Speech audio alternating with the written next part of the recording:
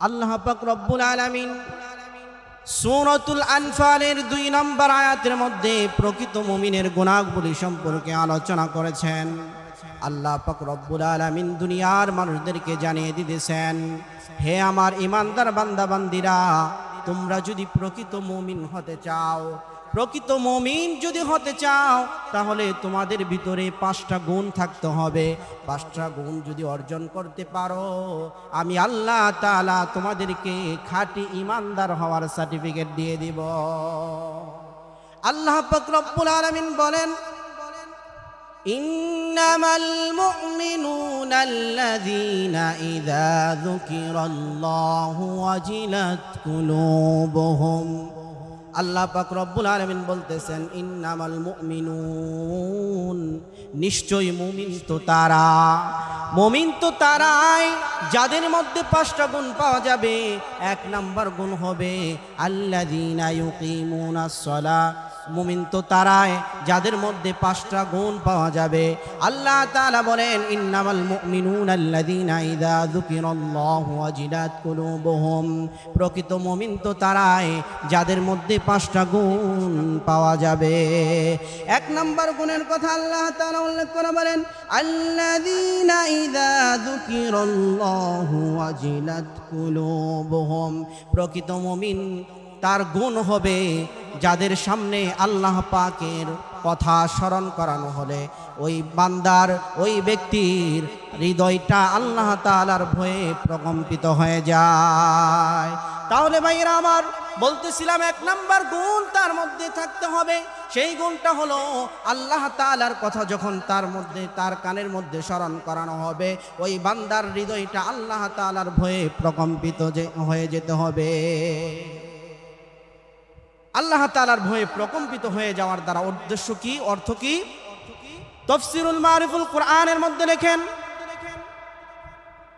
ভয়ে প্রকম্পিত হয়ে যাওয়ার দ্বারা অর্থ হচ্ছে কোনো বান্দা পাপ কাজ করার জন্য, গুনার কাজ করার জন্য পাকাপোক্তভাবে ইরাদা করলো, আর সেই মুহূর্তে আল্লাহ তাআলার কথা তার কানের মধ্যে আসলো অথবা স্মরণ হয়ে গেল, সাথে সাথে সেই গুনার কাছ থেকে ফিরে আসাটার মানেই হলো ভয়ে প্রকম্পিত হওয়া। তার ভিতরে যে আল্লাহর ভয় আছে, এটার প্রমাণ হলো সে আল্লাহর কথা স্মরণ হয়ে যাওয়ার মাত্রই সে গুনার কাছ থেকে ছেড়ে দিয়েছে, গুনার কাছ থেকে সে চলে আসছে।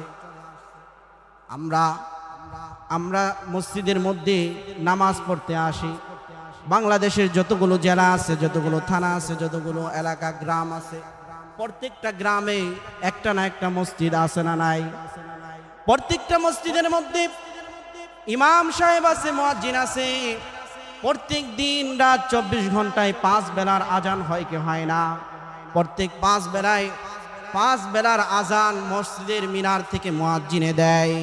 এই আজানের আওয়াজ শোনার পরে যেই বান্দা তার সমস্ত কাজ ফেলে দিয়ে, কাজকর্ম সব ত্যাগ করে মাওলা পাকের দিদারের জন্য আল্লাহকে রাজি খুশি করার জন্য যেই বান্দা মসজিদে চলে আসে, মনে করবেন তিনি হলো আল্লাহ তাআলার প্রকৃত মুমিন। বিশিষ্ট তাবি, জগৎ বিখ্যাত একজন তাবি হযরত আব্দুল্লাহ ইবনুল মুবারক রাহমাতুল্লাহি আলাইহি, তিনি যখন ইন্তেকাল করলেন, তার জামানার একজন আল্লাহর বান্দা বুজুর্গ মানুষ স্বপ্নে দেখতেছে আব্দুল্লাহ ইবনুল মুবারক মাওলা পাকের জান্নাতের মধ্যে ঘোরাফেরা করে। সুবহানাল্লাহ। এই দৃশ্য দেখার পরে ওই আল্লাহর বান্দা আব্দুল্লাহ ইবনুল মুবারককে ডাক দেয়া বলে, হুজুর, আপনি তো বেশ শান্তিতে আছেন, আরামে আছেন, দেখা যাচ্ছে মাওলা পাক আপনার জান্নাত দিয়ে দিয়েছে, আপনাকে জান্নাতে দাখিল করেছে। আব্দুল্লাহ ইবনুল মুবারক বলতেছে, ও আল্লাহর বান্দা, আল্লাহ আমাকে জান্নাত দিয়েছে ভালো কথা, কিন্তু আমি যেই পরিমাণ আমল করেছি ওই তুলনায় জান্নাত পাই নাই। বলে কিভাবে? বলে আমার বাড়ির পাশের বাড়ির একজন কামার লোক, যিনি সারাদিন লোহা পিটাইয়া দা খুন্তি কুড়াল বানাইতো, এমন একজন গরিব লোক, তার কোনো এলেম কালামও তেমন ছিল না, তেমন আমলও ছিল না, কিন্তু আল্লাহ পাক তাকে যেই জান্নাত দিয়েছে তার চাইতে ছোট জান্নাত আমাকে দিছে, অর্থাৎ আমার জান্নাতের চাইতেও ওই কামার লোকের জান্নাত অনেক বড়। আল্লাহু আকবার। এই কথা যখন শুনলেন এবার ওই কামার ব্যক্তির এই ঘটনাগুলো শোনার পরে সে যখন আব্দুল্লাহ ইবনুল মুবারকের চাইতে বড় জান্নাত পাইছে, এটা আশ্চর্য একটা বিষয়। আল্লাহর বান্দার ঘুম ভেঙে গেল।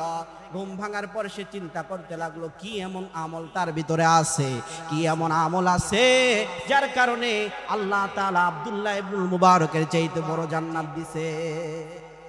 সে আবার ভাবতে লাগলো প্রত্যেক মানুষের গুণ চাই খারাপ হোক অথবা ভালো হোক, সবচাইতে বেশি জানে তার বিবি, ঠিক কিনা? তার বিবি জানে যে এই লোকটা কি ভালো না খারাপ। কারণ আল্লাহর রাসূল বলছেন যেই বান্দাটা তার বিবির কাছে ভালো তাহলে সেই প্রকৃত ভালো, আর যেই বান্দিটা তার স্বামীর কাছে ভালো সেই হলো প্রকৃত ভালো, ঠিক কিনা? এবার আল্লাহর বান্দা চলে গেলেন ওই আব্দুল্লাহ ইবনুল মুবারকের পাশের বাড়ি কামার লোকের বাড়ি চলে গেলেন। যাওয়ার পরে কামার লোকের বিবিকে ডাক দিয়া বললে, বোন, ও বোন, আপনার কাছে আমি কিছু কথা জানার জন্য আসছি। আপনার স্বামী তো একজন কামার লোক ছিল, তাই না? বলে, হ্যাঁ, আমার স্বামী একজন কামার লোক ছিল। বলে, যিনি সারাদিন লোহা পিটাইয়া দা খুন্তি কুড়াল বানাইতো, একজন গরিব লোক ছিল আমার স্বামী। বলে, আপনার স্বামী কি এমন আমল করতো, তার কি কোনো গুনাহবলী তার আছে আমাকে বলবেন? বলে, আমার স্বামীর তেমন কোনো গুনাহবলী আমি দেখি নাই, তবে হ্যাঁ হ্যাঁ হ্যাঁ আমি দুইটা আমল আমার স্বামীর দেখেছিলাম, যেই দুইটা আমলের বিনিময়ে আল্লাহ তাআলা তাকে নাজাত দিতে পারে।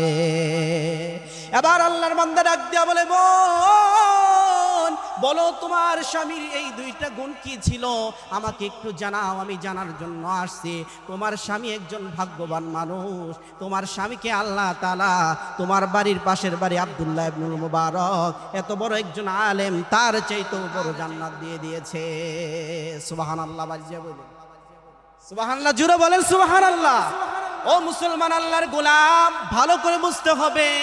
এবার দেখেন, যখন তাকে এই কথাটা বলছে, আমার স্বামীর দুইটা গুণ ছিল আমি দেখতে পেরেছি, আল্লাহর বান্দা ডাক দিয়া বলে, বন্ধু, আমার একটু তাড়াতাড়ি শোনান।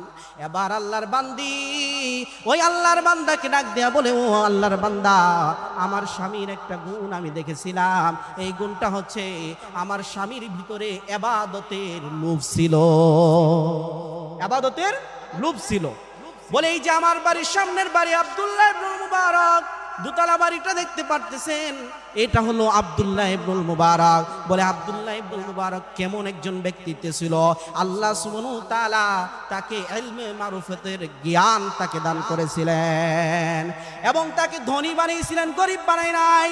গরিব বানাই নাই তাকে, জীবিকার কষ্ট, তাকে রিজিকের পেরেশানি আল্লাহ দান করে নাই, তাকে সচ্ছলতা দান করেছেন, তাকে ধনী বানিয়েছেন, রিজিকের অভাব তার মধ্যে ছিল না, এবং তাকে আল্লাহ তাআলা এত পরিমাণ ইলম দিয়েছেন এবং আল্লাহ তাআলা তাকে ইবাদতের মজা দান করেছিলেন। বলেন সুবহানাল্লাহ।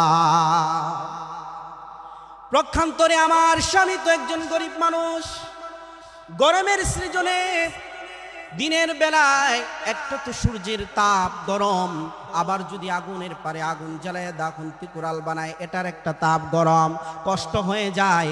এই জন্য দিনের বেলা তিনি কাজ করতেন না, গরমের সময় তিনি রাতের বেলা কাজ করতেন।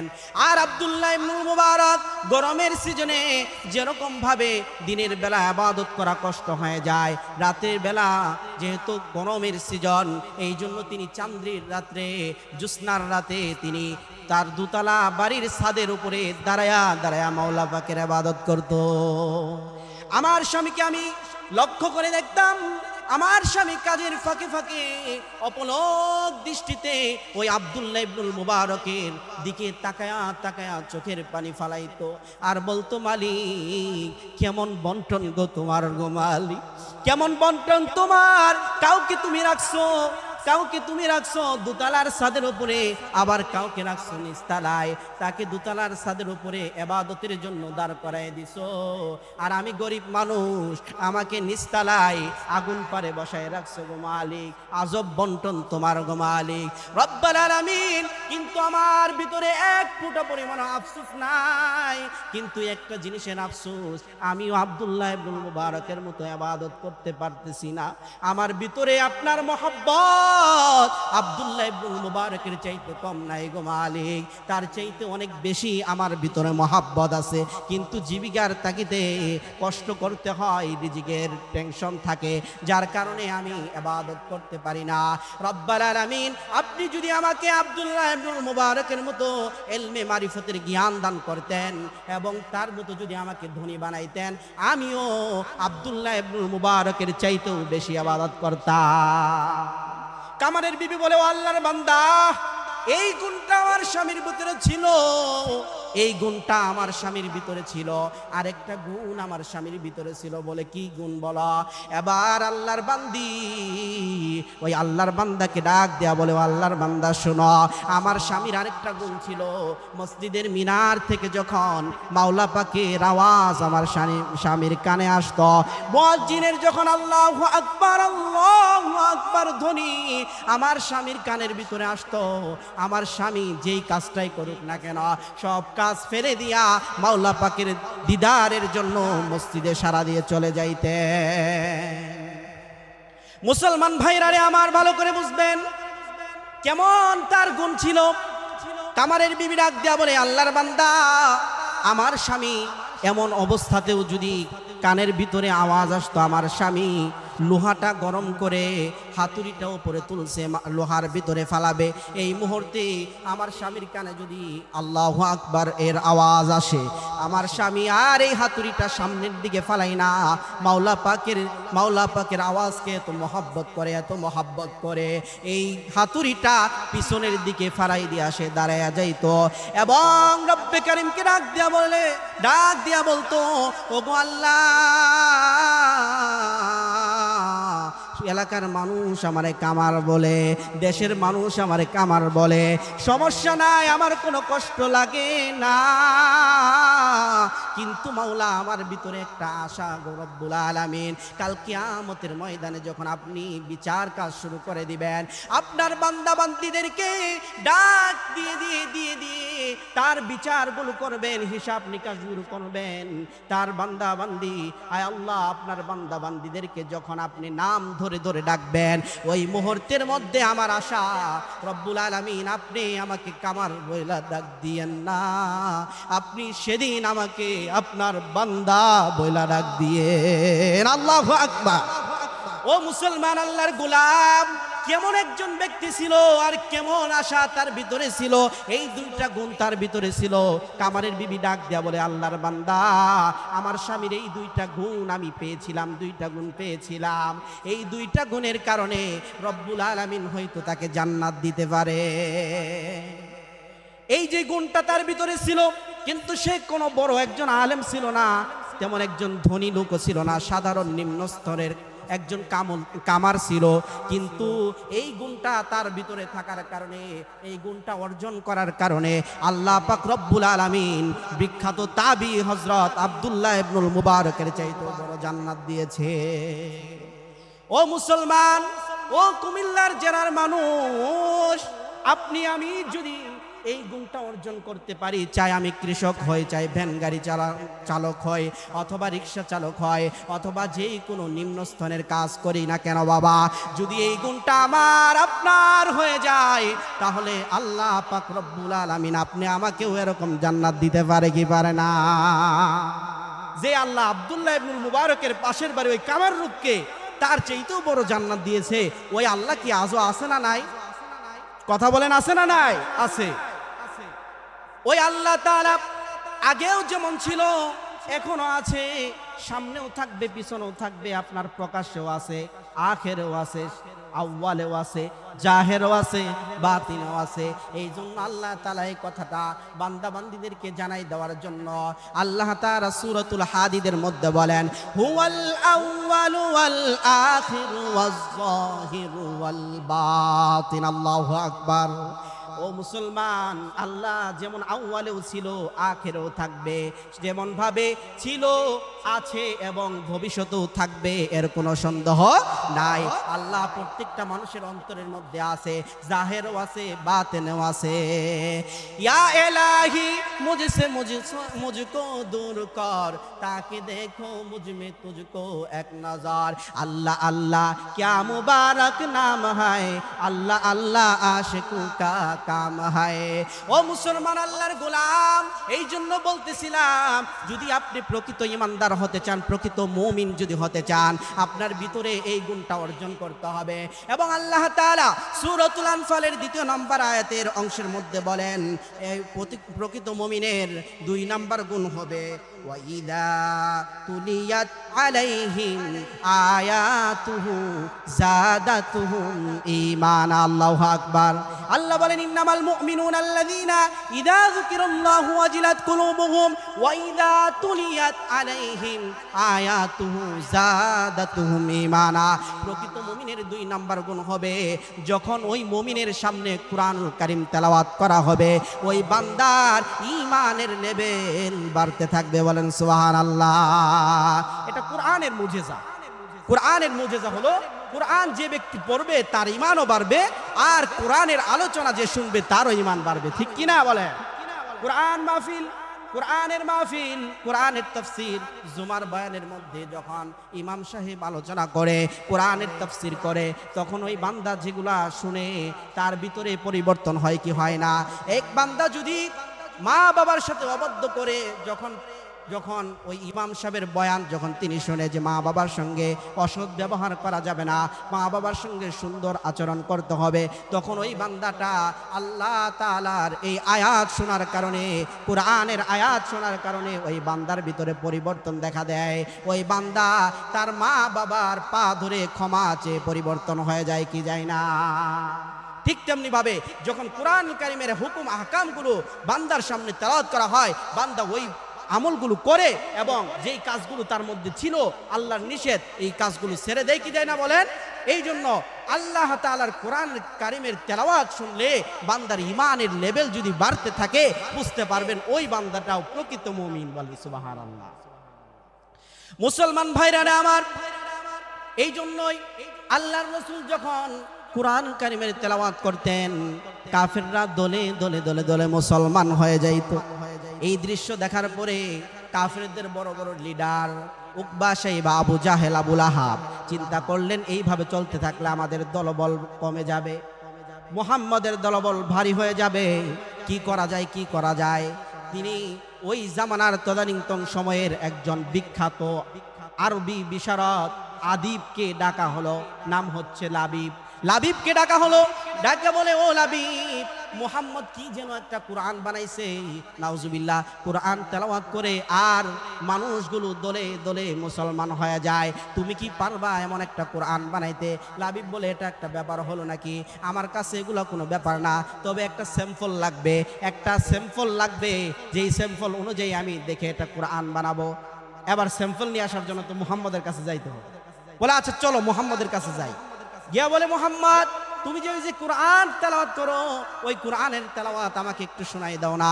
এবার আল্লাহর রাসূল সাল্লাল্লাহু আলাইহি সাল্লাম কুরআন কারীমের বড় সূরা সূরাতুল বাকারাও ধরে নাই, ইয়াসিনও ধরে নাই, আর রহমানও ধরে নাই, ধরছে একটা ছোট্ট একটা সূরা, সূরার নাম হচ্ছে সূরাতুল কাউসার। জোরে বলেন কি? সূরাতুল কাউসার। সূরাতুল কাউসার তেলাওয়াত করলেন। আল্লাহর রাসূল বলেন, আউযু বিল্লাহি মিনাশ শাইতানির রাজীম, বিসমিল্লাহির রহমানির রহিম, ইন্না আ'তাইনাকাল কাউসার ফাসাল্লি লিরাব্বিকা ওয়ানহার, ইন্না শানিআকা হুয়াল আবতার। জোরে বলা যাবে না আল্লাহু আকবার? ঈমানের আওয়াজে বলেন আল্লাহু আকবার। ও মুসলমান, এই তেলাওয়াত যখন করলেন সূরাতুল কাউসার, ছোট্ট একটা সূরা যখন তেলাওয়াত করলেন, এবার লাবিব সাথে সাথে বলে উঠলেন, আশহাদু আল্লাহ ইলাহা ইল্লাল্লাহু ওয়া আশহাদু আন্না মুহাম্মাদান আবদুহু ওয়া রাসূলুহু। কালিমা পড়ে সাথে সাথে মুসলমান হয়ে গেলেন, ঈমান এনে ফেললেন। এবার উতবা শাইবা, আবু জাহেল, আবু লাহাব ডাক দেয়া বলে, কি ব্যাপার লাবিব, তোমাকে তো এই কোরআনের মতো কোরআন বানাইতে নিয়ে আসছি, আর তুমি এই সূরা তেলাওয়াত শোনার পরে তুমি ঈমান এনে ফেললে, কালিমা পড়ে ফেললে, এটা কিভাবে সম্ভব? এবার লাবিব ডাক দেয়া বলে, ও মক্কার কাফেররা শোনো, মুহাম্মদ যেই তেলাওয়াত করেছে এটা সাধারণ কোনো তেলাওয়াত না, সাধারণ কোনো মানুষের তেলাওয়াত না, এটা কোনো পৃথিবীর মানুষ বানাইতে পারে না। এমন তেলাওয়াত একমাত্র মাওলা পাকি বানাইতে পারে, এমন তেলাওয়াত একমাত্র মাওলা পাকের কোরআনের তেলাওয়াতই হতে পারেন। বলেন সুবহানাল্লাহ। আর এই কোরআন যার উপর নাজিল করবে তিনি কোনো সাধারণ মানুষ হবে না, তিনি হবেন রসুল, তিনি হবেন মাওলা পাকের পাঠানো পয়গাম্বর। যখন এই কথা বললেন, এরপরে লাবিব বলে, এই জন্য আমি সাথে সাথে কালিমা পড়ে ফেললাম, দেরি করলে সমস্যা হতে পারে, আমি যদি দেরি করি আর এই অবস্থায় যদি মালাকুল মউত আসে, আমি বেঈমান হয়ে দুনিয়া থেকে বিদায় হয়ে যাব, এই জন্য আর দেরি করলাম না, সাথে সাথে ঈমানি কালিমা পড়ে নিলাম। বলেন লা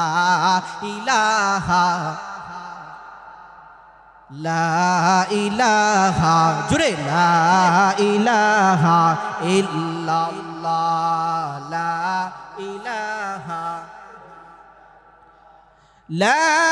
ইলাহা ইল্লাল্লাহ মুহাম্মাদুর রাসূলুল্লাহ। তেরে সেवा मौजूद हकीकी कोई नहीं है, कोई नहीं, तेरे सेवा महबूब हकीकी कोई नहीं है, कोई नहीं, यादों में तेरे सबको भुला दो, यादों में तेरे सबको भुला दो, कोई न मुझको याद रहे, सब खुशियों को आग लगा दो, खानाए दिल आबाद रहे, अब तू रहे बस तादम आखिर, उर्दे ज़बा आई मेरे इला, ला इलाहा इल्लल्लाह, ला इलाहा इल्लल्लाह, ला इलाहा इल्लल्लाह, ला इलाहा, ला इलाहा इल्लल्लाह মুহাম্মাদুর রাসূলুল্লাহ। আল্লাহ পাকের জিকির করলে ভালো লাগে না? আল্লাহ পাকের জিকির করলে লাভ না ক্ষতি? বলেন। হযরত মুসা কালিমুল্লাহ তিনি আল্লাহর কাছে দরখাস্ত করলেন, ওগো রব্বুল আলামিন, আপনি আমাকে এমন একটা তসবিহ, এমন একটা আমল দান করেন যে আমলটা শুধু আমার জন্য খাস হবে, পৃথিবীর কাউকে আপনি আমলটা দেন নাই, যে আমলটা অনেক দামি হবে, শুধু স্পেশালি আমার জন্য হবে। মুসা কালিমুল্লাহ এই কথা বলার পর আল্লাহ বলেন, ও মুসা তুমি পড়ো লা ইলাহা ইল্লাল্লাহ, লা ইলাহা ইল্লাল্লাহ। মুসা কালিমুল্লাহ ডাক দিয়া বলে, ও আল্লাহ, আমি তো এমন কালিমা চাই নাই যে কালিমাটা আপনি আদমকেও দিয়েছেন, নূহকেও দিয়েছেন, ঈসাকেও দিয়েছেন, ইউনুসকেও দিয়েছেন, ইব্রাহিমকেও দিয়েছেন, ইয়াকুবকেও দিয়েছেন, সলেহকেও দিয়েছেন, ইয়াহুদকেও দিয়েছেন। ও আল্লাহ, এমন কালিমা চাই নেই, শুধু একটা স্পেশাল, শুধু আমার জন্য খাস হবে এমন একটা কালিমা চাইছি। আল্লাহ বলেন, ও মুসা, তুমি এই কালিমাটাকে সাধারণ কালিমা মনে করো না, এই কালিমার কেমন দাম জানো? যদি কোনো বেঈমানও এই কালিমা একবার পড়ে, আমি আল্লাহ তাআলা তার গুনাহগুলো মাফ করে জান্নাতে প্রবেশ করাই দে। শুধু তাই নয় ভাইরা আমার, আল্লাহ তাআলা বলেন এই কালিমার কেমন ওজন, কেমন ওজন জানো? এই কালিমা যদি এক পাল্লায় রাখা হয়, আর সমগ্র পৃথিবী, সাত আসমান সাত জমিন যদি এক পাল্লায় রাখা হয়, এই কালিমার পাল্লায় ভারী হয়ে যাবে। এই জন্য আল্লাহর রাসূল বলেন, মান ক্বালা লা ইলাহা ইল্লাল্লাহ মুখলিসিনা দাখালা ফিল জান্নাহ। যদি কেউ ঈমানের সাথে, ইখলাসের সাথে কেউ এই কালিমাটা একবার পড়ে, আল্লাহ সুবহানাহু ওয়া তাআলা তাকে জান্নাতে প্রবেশ করাইবে। সুবহানাল্লাহ। যদি বান্দা কোনো গুনাহ করে, আল্লাহর নাফরমানি করে, এর জন্য শাস্তি ভোগ করতে পারে, শাস্তি দিতেও পারে, অথবা আল্লাহর তো দয়া মায়া মাগফিরাত অনেক বেশি, এই জন্য মাফ করে সাথে সাথে জান্নাতে দিতে পারে, অথবা কিছুদিন পর্যন্ত জাহান্নামে থাকার পরে একদিন না একদিন তাকে জান্নাতে দিবে। কিন্তু এই কালিমা যে পড়ে নাই, যে ঈমান আনে নাই, যে কাফের মুশরিক বেঈমান, তাদের এই অফার আছে নাই। তারা চিরস্থায়ী জাহান্নাম, আবাদুল আবাদ, খালিদিনা ফিহা আবাদা, সেখানে তারা চিরস্থায়ী জাহান্নামের মধ্যেই থাকবে। বলেন নাউজুবিল্লাহ। আর যারা ঈমান আনবে, এই ঈমানি কালিমা পড়বে, নেক আমল করবে, আমল সালেহ করবে, তাদের জন্য আল্লাহ তাআলা জান্নাতুল ফেরদাউস রিজার্ভ করে রাখছেন। বলেন সুবহানাল্লাহ। এই জন্য আল্লাহ তাআলা সূরাতুল কাহফের মধ্যে শেষ অংশে এদিকে বলেন যে ইন্নাল্লাযীনা আমানু ওয়া আমিলুস সালিহাতি কানাত লাহুম জান্নাতুল ফিরদাউস নুজুলা। যারা ঈমান আনবে, আমল সালেহ করবে, আমি তাদের জন্য এই জান্নাতুল ফেরদাউসটা রিজার্ভ করে রাখছি। খালিদিনা ফিহা লা ইয়াবগুনা আনহা হিওয়ালা। সেখানের মধ্যে, সেই জান্নাতের মধ্যে বান্দা বান্দিরা চিরস্থায়ী হবে, সেই জান্নাত থেকে আর কখনো তারা বের হবে না। বলেন সুবহানাল্লাহ। তো বলতেছিলাম, প্রকৃত মুমিনের গুণ হবে 5টা, এর মধ্যে আমি 2টা গুণের কথা আপনার সামনে বললাম। প্রকৃত মুমিনের 2 নাম্বার গুণের কথা বলেছি। মুমিনের সামনে যখন ঈমানের, মুমিনের সামনে যখন কোরআন কারীমের তেলাওয়াত করা হবে, ওই প্রকৃত মুমিনের ঈমানের লেভেল বাড়ে। এবার আল্লাহ তাআলা প্রকৃত মুমিনের 3 নাম্বার গুণের কথা বলেন, ওয়া আলা রাব্বিহিম ইয়াতাওয়াক্কালুন। আল্লাহু আকবার। প্রকৃত মুমিন একমাত্র, কেবলমাত্র, শুধুমাত্র আল্লাহ তাআলার উপরেই ভরসাকারী হবে। বলুন ঠিক না বেঠিক? আমাদের যে কোনো বিপদ বালা মুসিবত আসুক, কার উপর ভরসা করবেন? আল্লাহর উপরে।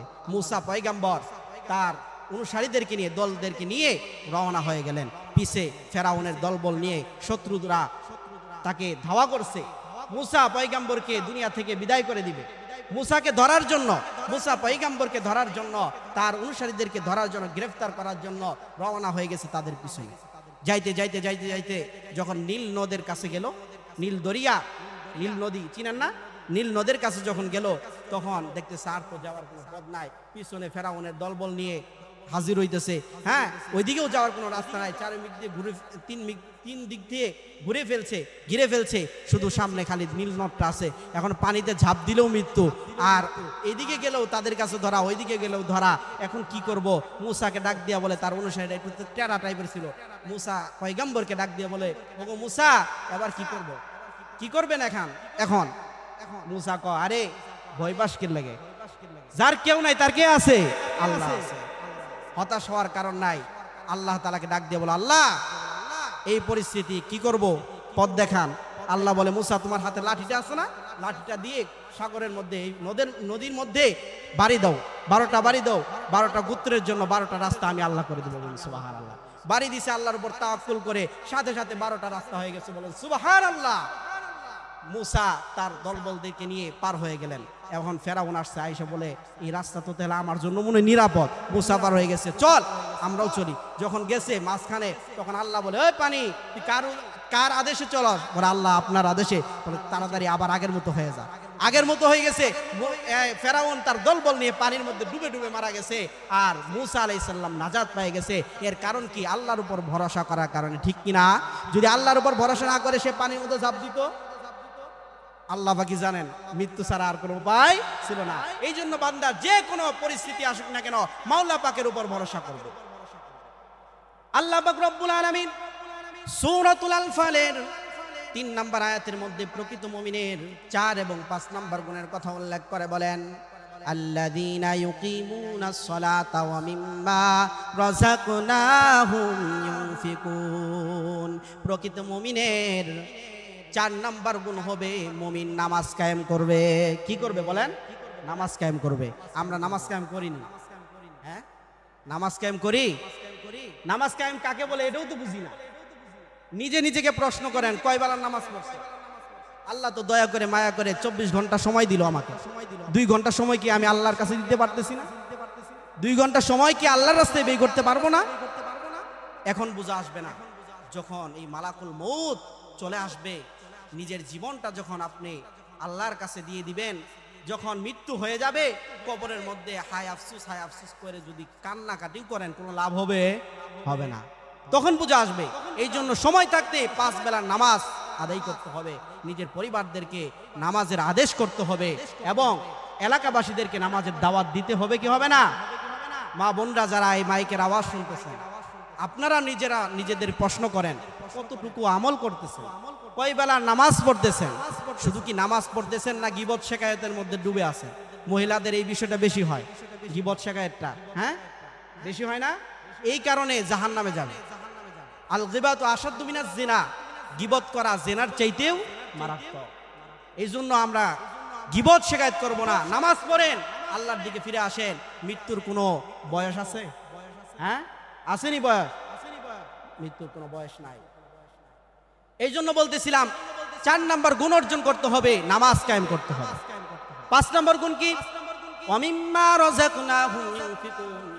আল্লাহ বলেন, ও আমার বান্দা বান্দিরা, তোমাদেরকে আমি আল্লাহ তাআলা যেই রিজিক দিয়েছি, এই রিজিক থেকে তোমরা নিজেরা খাও এবং তোমরা নিজেরা খাও, তোমার সন্তানাদিদের জন্য খরচ করো এবং আল্লাহর রাস্তায় ব্যয় করো। আল্লাহর রাস্তায় কি করো? খরচ করো, ব্যয় করো। আল্লাহর রাস্তায় যারা মসজিদ মাদ্রাসা নির্মাণ করে, রাস্তা নাই, একজন চলতে পারে না, তার জন্য রাস্তা নির্মাণ করে দেয়, ভালো কাজের জন্য সে ব্যয় করে, গরিব দুঃখীদেরকে দান করে, তো তারা প্রকৃত মুমিন হতে পারবে। সুবহানাল্লাহ। এই 5টা গুণের কথা বললাম। এই 5টা গুণ যদি কোনো বান্দা, যদি কোনো বান্দি অর্জন করতে পারে, আল্লাহ পাক রব্বুল আলামিন বলেন, উলাইকা হুমুল মুমিনুনা হাক্কা। আল্লাহ সার্টিফিকেট দিয়ে দিল, ও বান্দা বান্দিরা, আমি নিজে সার্টিফিকেট দিলাম, তোরাই হলি প্রকৃত মুমিন। আমি ইমানদার দাবি করি, লাভ নাই। আল্লাহ কি বলেন? এই 5 গুণ অর্জন করো, তোমাদেরকে প্রকৃত মুমিনের সার্টিফিকেট আমি আল্লাহ দিয়ে দিলাম। বলে শুধুই কি তাই? ওই প্রকৃত মুমিনের জন্য আমি আরো 3টা পুরস্কার রেখে দিয়েছি। বলেন সুবহানাল্লাহ। লাহুম দারাজাতুন ইনদা রাব্বিহিম, আমি আল্লাহর পক্ষ থেকে তাদের জন্য রয়েছে উচ্চ মর্যাদা। দারাজাত বহু বচন। বলে কেমন মর্যাদা? আর একটা মর্যাদা আর একটা মর্যাদার মধ্যে পার্থক্য কেমন? কামা বাইনাস সামাই ওয়াল আরদ, যেমন আসমান জমিনের পার্থক্য। ওয়া মাগফিরাতু ওয়া রিজকুন কারীম, এবং আল্লাহ তাআলা বলেন, আমি ওই বান্দাদেরকে মাফ করে দেব এবং উত্তম রিজিকের ফয়সালা করে দেব। বলেন সুবহানাল্লাহ। উত্তম রিজিকের ফয়সালা দুনিয়া আখিরাত দুটোটাই তাফসীরের মধ্যে আছে। দুনিয়াতে যদি আমাদেরকে সম্মানজনক রিজিক দান করে, আখিরাতে যদি সম্মানজনক রিজিক দান করে, আল্লাহ যদি আমার গুনাহগুলো মাফ করে দেয়, আর কোনো কিছু পাওয়ার আছে? আর কোনো কিছু চাওয়ার আছে? নাই। এই জন্য কে কে কার কার নিয়ত আছে এই 5 গুণে গুণান্বিত হওয়ার? হাতটা দেখান তো, হাতটা তুলেন তো। আল্লাহ তাআলা আমাদের সবাইকে এই 5 গুণে গুণান্বিত হওয়ার তৌফিক দান করুন, বলেন আমিন। এই জন্য মুসলমান ইমানদার ও কুমিল্লার জেলার মানুষ, নিজের জীবনটা সাজাও এই 5 গুণে। আল্লাহ পাক রব্বুল আলামিন বলেন, এই 5 গুণে গুণান্বিত হলে আর এই গুণ অর্জন করে যদি কবরে যাও, যদি এই 5 গুণ গুণান্বিত হয়ে ইমানদার হয়ে যদি কবরে যেতে পারো, আমি আল্লাহ তাআলা ওই কবরকে বেহেশতের বাগান বানিয়ে দেব। আর যদি ওই গুণ অর্জন না করো, ইমান না নিয়ে কবরে যাও, তাহলে ওই কবর তোমার জন্য জাহান্নামের গর্ত হয়ে যাবে। ক্বালান নবী সাল্লাল্লাহু আলাইহি ওয়াসাল্লাম, আল কবরু রাউযাতুম মির রিয়াজিল জান্নাহ আও হুফরাতুম মিন হুফারিন নার। কবর হবে কারো জন্য বেহেশতের বাগান, আবার কারো জন্য হবে জাহান্নামের গর্ত। এই জন্য যুবক, তুমি ভাইবো না আমার মৃত্যু অনেক দেরি আছে, মৃত্যু অনেক দেরি আছে, বৃদ্ধ হলে এরপরে মৃত্যুবরণ করব। না না বাবা, না, মৃত্যুর কোনো বয়স নাই। ছোট বাচ্চারও মৃত্যু হয়ে যায়, বড় জনেরও মৃত্যু হয়ে যায়, যুবক বয়সেও মৃত্যু হয় কি হয় না? আপনারা শুনেছেন গত 2 দিন আগে নোয়াখালীর সেই যুবকের কথা। নোয়াখালীর যুবক, কাজ করে তিনি প্রবাসে ওমানে থাকে। ওমান থেকে তিনি 3 বছর পরে বাড়িতে ফিরবেন। খুব মনের ভিতরে আশা, ফেসবুকে পোস্ট করেছে, স্বপ্ন আমার যাবে বাড়ি। আহ, কি স্বপ্নটা! 3 বছর পরে বাড়িতে যাবে। মার জন্য অলংকার কিনেছে, বিবির জন্য অলংকার কিনেছে। ছোট্ট বাচ্চা আছে, শিশু বাচ্চা, 2.5 বছর বয়স। এই বাচ্চার জন্য কত মার্কেট করেছে, কত শপিং করেছে। ও মুসলমান, পরিবারের জন্য, অন্যান্য সদস্যের জন্য কত কিছু কিনে সে বাড়ির দিকে রওনা হয়ে গেল। রাত যখন 2:30 বাজে, 2টা বাজে, ফ্লাইট তার ঢাকা আন্তর্জাতিক বিমানবন্দর, শাহজালাল বিমানবন্দর, নাম তো শুনছে সমাজ, জানেন। এদিকে কুমিল্লার বেশিরভাগই প্রবাসে থাকে। যখন ঢাকায় এসে হাজির হইল, প্রক্ষান্তরে এদের আত্মীয় স্বজনরা, পরিবারের লোকরা মাইক্রোবাস করে রওনা হয়ে গেলেন তাকে রিসিভ করার জন্য। গিয়ে যখন তারা হাজির হয়ে গেল, তার সন্তানও যখন, বাহারউদ্দিন নামে সেই যুবকটা যখন ঢাকার সেই বিমানবন্দরে এসে হাজির হইল, তাকে নিয়ে রওনা হয়ে গেল নোয়াখালীর সেই তাদের বাড়ির উদ্দেশ্যে। রওনা হয়ে গেল, চলতেছে মনের ভিতরে কত আনন্দ, কত ফুর্তি। বাড়িতে যাই এই করব, ওই করব, কতই না জল্পনা কল্পনা, ঠিক কিনা? যারা বিদেশে থাকে তারা জানে একটা বছর পার হওয়া কত কষ্ট, ঠিক কিনা?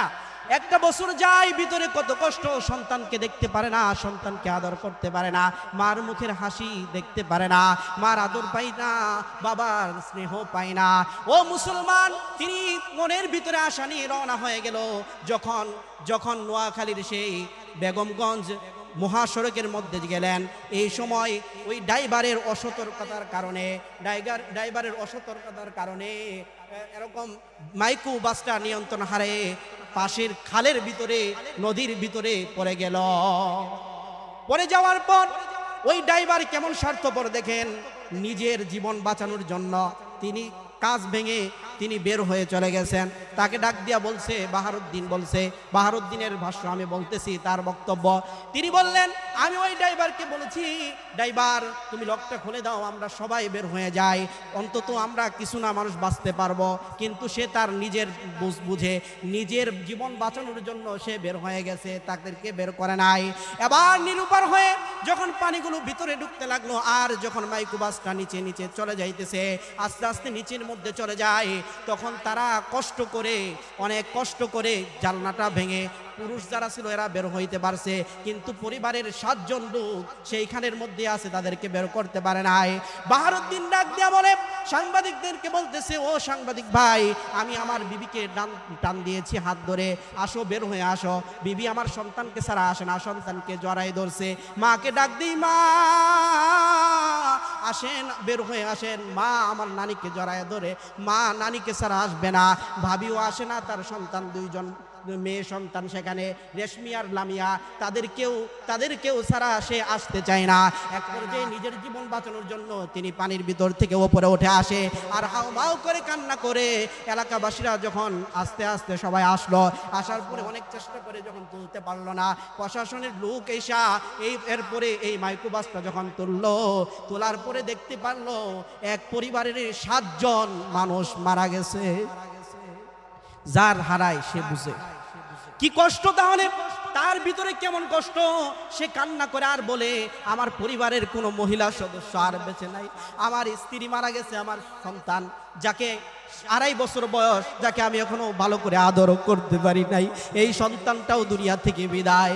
যেই মা এত কষ্ট করেছে, মা আসতে রাজি হয় নাই। মাকে আমি বলছি, মা তোমার জন্য আমি 2 জোড়া কানের দুল বানাইছি, 1 জোড়া কানের দুল বানাইছি, তুমি যদি আসো আমি তোমাকে সেখানে দিব, গিফট করব, মনের মধ্যে আশা। মা তার নানিকে নিয়ে রওনা হয়েছে, মাও সেইখানে ডুবে ডুবে ডুবে ডুবে দুনিয়া থেকে বিদায়। ভাবিও বিদায়, ভাতিজি 2 জন ছিল, রেশমি লামিয়া, দুজনও বিদায় হয়ে গেল। ও মুসলমান, এলাকার মধ্যে যারা এই খবরটা শুনছে, দূর দূর থেকে মানুষগুলো আসছে দৃশ্যগুলো দেখার জন্য। বাড়িটা খালি, বাবা আর ভাই আর বাহারউদ্দিন 3 জন ছাড়া আর বাড়ির মধ্যে কেউ না। এই জন্য বলতেছিলাম, দুনিয়ার জমিন এটা ক্ষণিকের মুসাফিরের মতো আমাদের কাটাইতে হবে, কখন জানি আমাদের মালাকুল মউত চলে আসে। তুমি রিক্সা চালাও, রিক্সা কখন জানি অ্যাক্সিডেন্টে তুমি মারা যাও। ও যুবক, তুমি কি তাকাইয়া দেখো না রাস্তাঘাটের মধ্যে কত যুবকের লাশ পড়ে থাকে, কত যুবকের লাশ পড়ে থাকে বাবা। এই জন্য আজও যদি আমাদের অনুশোচনা আসে, আজও আমরা পরিবর্তন হওয়ার সুযোগ আছে, কিন্তু মৃত্যু চলে আসলে তখন আর আফসোস করে কোনো উপায় হবে না। ইহা হাম সব মুসাফির হ্যায় ওহি আখের ঠিকানা, কোই আগে রওয়ানা হয় কোই পিছে রওয়ানা। মরণ থেকে যতই পালাও, মরণ তোমায় লইবে ঘিরে, যদিও সুদূর আকাশ পানে লাগাও সেথাই বানিয়ে সিঁড়ি। মৃত্যু থেকে পলায়ন করার কোনো সুযোগ আছে না। আজকে আমাদের দুনিয়ার ব্যবস্থা কি বলবো, লজ্জা লাগে। আজকে বাংলাদেশের অবস্থা এত করুণ, মানুষের সামনে দিনের দুপুরে মানুষ মানুষকে হত্যা করে ফেলতেছে, পাথর দিয়ে মাথা কাল্লা থেতলা করে ফেলতেছে, চূর্ণ বিচূর্ণ করে ফেলতেছে, মগজগুলো আলাদা করে ফেলতেছে। কোনো প্রতিবাদ নাই, কোনো বিচার নাই। সোহাগের অবস্থা আপনারা জানেন, ওই গাজীপুরের তিনাকে যখন পাথর দিয়ে দিনে দুপুরে মানুষের সামনে জনসম্মুখে তাকে হত্যা করা হলো, তার কাল্লাটা থেতলা করা হলো, বুকের ভিতরে বড় পাথর নিক্ষেপ করা হলো। এর বিচার যদি আজকের সমাজের মধ্যে, লোক সকলের মধ্যে, সৌদি আরবের মধ্যে যদি প্রকাশ্যে বিচার করা হতো, তাহলে কোনোদিনও মানুষ এই সাহস পাইতো না মানুষকে হত্যা করা, ঠিক কিনা? আজকে এই বিচারটা হয় না, এই জন্য চাঁদার জন্য আনোয়ার নামে একজন লোককে চাঁদাবাজরা তারা হত্যা করছে। গাজীপুরের ঘটনা, এই দৃশ্যটা তুহিন নামে এক সাংবাদিক, তিনি ভিডিও করছেন, সম্ভবত নাম তুহিন, তিনি ভিডিও করছেন, ভিডিও ধারণ করছেন, এটা ফেসবুকে ছাড়ছেন। সাংবাদিক ছাড়ার কারণে ওই সাংবাদিককেও রাতের বেলায় তার কল্লা কেটে তাকে হত্যা করে দিয়েছে। কি বিচার আছে বলেন? দেশ আজকে কোথায়? পুরা দেহলিয়া হয়ে গেছে। মানুষ মানুষকে মারে, কোনো ইনসাফ নাই, কোনো মানুষত্ব নাই। এই সমাজ নিয়ে বেঁচে থাকাও তো লজ্জা লাগে। আজকে কোরআনের আইন যদি হতো, কোরআনের আইন যদি কায়েম হতো, তাহলে কখনো এই সাহস তারা পারত না। কিছু লোকের জন্য অনেক দলের দুর্নাম হয়। সবাই খারাপ বলতেছি না, কারো বিরুদ্ধে বলতেছি না, কিন্তু অবস্থাগুলো আমি বলতেছি। আফসোস ওই জাতিকে, যেই জাতির মধ্যে মানুষত্ব নাই। আল্লাহ তাআলা আমাদেরকে এই কাজগুলো থেকে বেঁচে থাকার তৌফিক দান করুক, বলে আমিন। আল্লাহ সবাইকে হেদায়েত দান করুক। তো বলতেছিলাম, আপনারা এই গুণ অর্জন করে কবরে যান, আল্লাহ তাআলা আপনাদেরকে জান্নাতের ফয়সালা করে দিবে। আর যদি গুনাহগার হয়ে কবরে যান, তাহলে আর উপায় থাকবে না। আল্লাহ তাআলা আমাদেরকে আমল করার তৌফিক দান করুক। যা কিছু আলোচনা করেছি, সর্বপ্রথম আমাকে আমল করার তৌফিক দান করুক, এরপর আপনাদেরকে আমল করার তৌফিক দান করুক। আখির দাওয়ানা আলহামদুলিল্লাহি রাব্বিল আলামিন। আসসালামু আলাইকুম ওয়া রাহমাতুল্লাহ।